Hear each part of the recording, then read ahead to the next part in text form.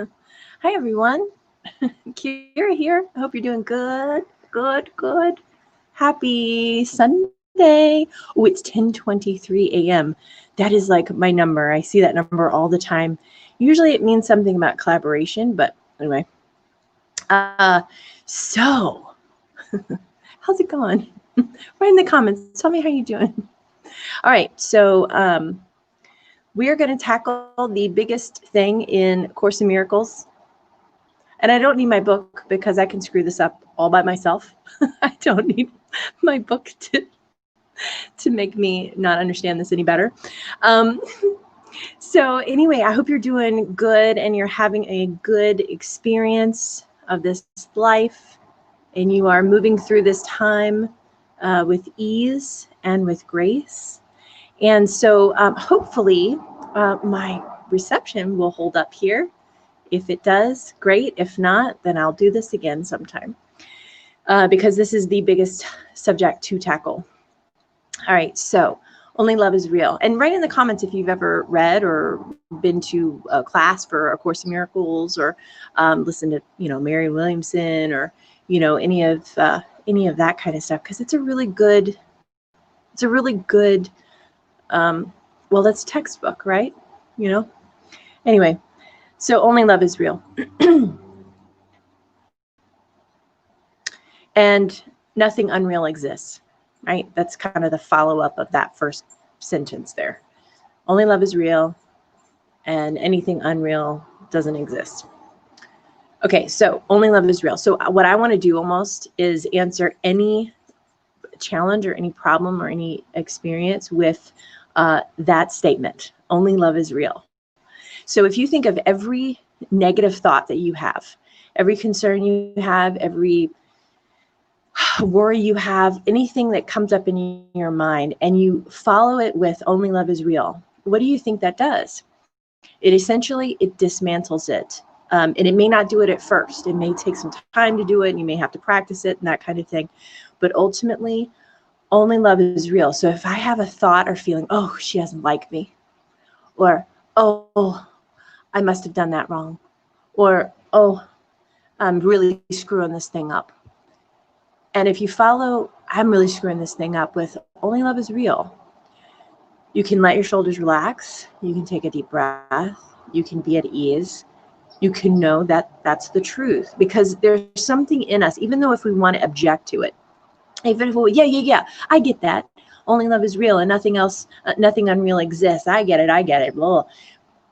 But if you really take a moment and feel the truth in only love is real, you can get a sense of it. Now, if we've had experiences where our whole life has taught us love is painful, or love is a sacrifice, or love is hurtful, or if I love someone and they don't love me, right? We get into that like pattern of belief, and we begin to attribute love with all of these qualities, when love is only one thing.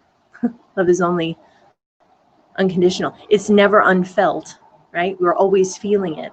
It's all of the layers that gets put on top of our experience that makes us begin to believe that love is the thing that we should be afraid of or concerned about, because when I love someone and they don't love me in return, or when I love something or an experience or whatever it might be, or I'm experiencing a feeling of love, and that is reciprocated in a way that makes sense to me in my mind, then that love feels hurtful. But the truth is that it's the only thing that's real. So like I said, I can completely mess this up on my own. I don't need my book in front of me to do it. So, and I know that we can, with our minds, can poke holes in a million different aspects of this. And I know that I do. I love taking doctrine and going, boop, no, boop, no, boop. That doesn't apply to me, boop, boop, boop.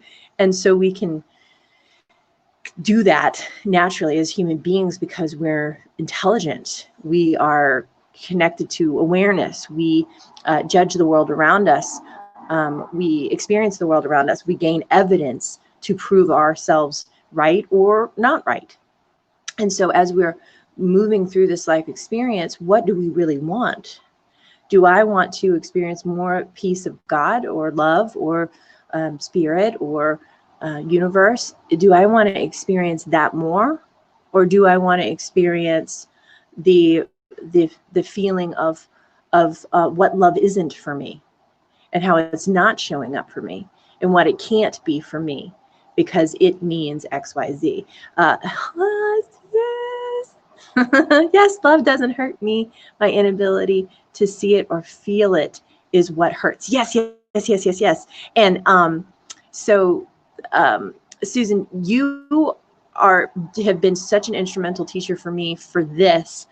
It's so important. I've been reading, Todd brought to us A Course of Love, and just absolutely love it. I'm on the 3rd chapter because God, you have to digest this stuff, right? You are just, you have been so instrumental in this understanding for me. I just want you to know how important you are in my life in that regard, and in other ways too. But yes, my inability to see it or feel it is what hurts. I love that. It's not that it's not constantly there. It is always there. Only love is real. And Susan too, I was thinking about you this morning because one of the things that she did for me, you guys, is that I was doing an event. It was like my first kind of big event on my own. And every fear thought that I had that came up, she would say, I don't know what anything means or what anything's for, and we'll go into that later. But because it's a lot, it's a lot to unpack. But really, it's actually very simple, which is I'm giving everything the meaning it has, right? So I am making it good or bad in my own fear space. So, if fear is not love, love is the only thing that exists, then any fear thought you have is unreal. And if it's unreal, it doesn't exist, right? So everything we do in our life is can contribute either to our happiness or to our difficulty. And so we are allowed to make new choices at every step of the way. We can say, you know what? I don't think I like that choice anymore. I think I want to choose again. And I like that idea of choosing again and being okay with that. And, I've had people that project things onto me as, and believe me, I'm completely out of it. I get, I'm like, what did I do? Did I say something? And it's like a mind reading thing. But for me, and when we do this with people, we have to remember that person may not have any conscious idea of what's going on. And so when people overlay some belief on top of me, I get to choose to accept it, or I can choose to say, oh, well, only love is real. I don't know what that is for you, but that's not who I am. But I don't have to defend that either. And so it's kind of tricky because we don't want people to look at us in a bad light. We want people to see us and love us, and because we feel that, we're generally good people and want to do good things in this life. So when somebody overlays that for me, I'm like, oh, that's not what I'm doing. And I've done this with my husband, with Todd. I'll overlay a belief that I think that he's doing. And after you've been with someone for 15 years, you overlay your beliefs onto them because you go, well, that must be what they're doing or what they're thinking. They couldn't have grown that much in a year or 2 years or 15 years. And the truth is, absolutely they do. They grow. You grow. You develop. You pop out of these old ways of being. And when we overlay our beliefs onto someone, we're taking away their ability to change. In our minds. They can change all they want, but if we're not allowing them to change for us in our belief system, then we're taking away that ability to love them better. So as you're developing this in yourself and you're getting into this idea of only love is real, because honestly, it's the biggest one. It's the biggest one. Like, I'm going to tackle the biggest one and then we'll go down from here. Okay. It doesn't improve from this point going forward. Like, this is it. You got all of me right now. is that we say, okay, only love is real, and we just keep reminding ourselves of that.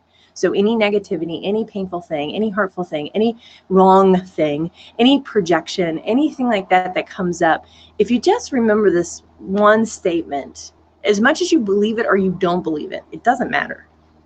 Instead, you just go, okay, only love is real. So everything else is my own creation.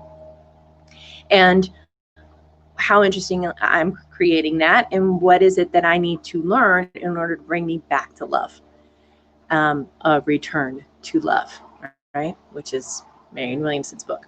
So, you know, let's just play with this idea this year. Only love is real. Only love is real.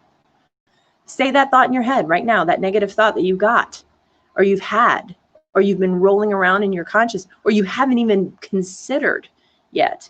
And let's place only love is real on top of that. And then let's say, okay, well, yeah, but, don't we all do that? Yeah, but that's not how the world's working. There are bad things happening. Yeah, but I see so-and-so have this experience, and they're hurting, and they're in pain, and I need to go rescue them. Or this is happening, and I'm just, it's like, hold on a minute. Only love is real. Nothing unreal exists. Only love is real. Nothing unreal exists. Only love is real. Nothing unreal exists. So having that level of repetitiveness of the truth, it will cause you to come back into balance in a way that helps you create a more peaceful experience. And that's really all we're after. It's just a little bit more of a peaceful experience. Everything outside of that is information, and we just go, okay, well, we got some stuff here. What do we want to do with it? Not, we've got some stuff here, and let me beat myself over the head with it. We've got some stuff here, let me dig a hole and bury myself in it. No, we got some stuff here. Okay, only love is real. Let's establish that. All right, guys, thank you so much for listening and for watching. I love you. Let's see. Susan says, yes, except that only love is real and the rest is easy peasy, lemon squeezy, mostly. So true. It's 100% on it. You got it, girl. Oh, my gosh. You have been a powerful teacher for me as well. Oh, thank you, Susan. You're so sweet. You are so sweet. It's just my reflection back to you. It really, really, really is. I've learned so much from you over the years that I could not quantify it if I tried. So thank you for being a part of my life. You are the reason why it's so easy to just say these things. And those of you who are watching and who are listening, and it's so important to appreciate, oh gosh, the teachers in our life that have had the courage to object to our ego, right? It's so important to acknowledge that, because even yourself, even when you yourself is objecting to your ego, oh God, that is such a huge one. I want to write it down so we can get into it more in depth later. That to object to your ego is to stand up for love. To object to your ego is to stand up for love. And I know that maybe seems or feels a little bit maybe negative in a way. I don't know, but it feels right to me right now. To stand up for love is to speak the truth. And the more you speak the truth, the more you bring into balance and wholeness and completion any difficulty and challenge that you have experienced thus far. So let's get into more of that later. I don't know if it'll be tomorrow, but later. And consider it.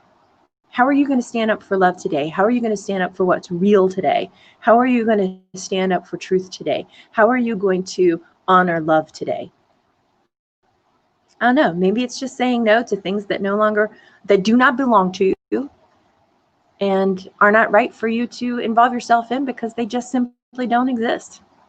What an interesting idea. All right, gosh. Oh, yes, to object to your ego is to stand up for love. I love that. I love that too. I don't know where it came from. Yes. Yes. Thank you. Or thank you. All right, guys. I love you guys so much. I will be talking to you again soon.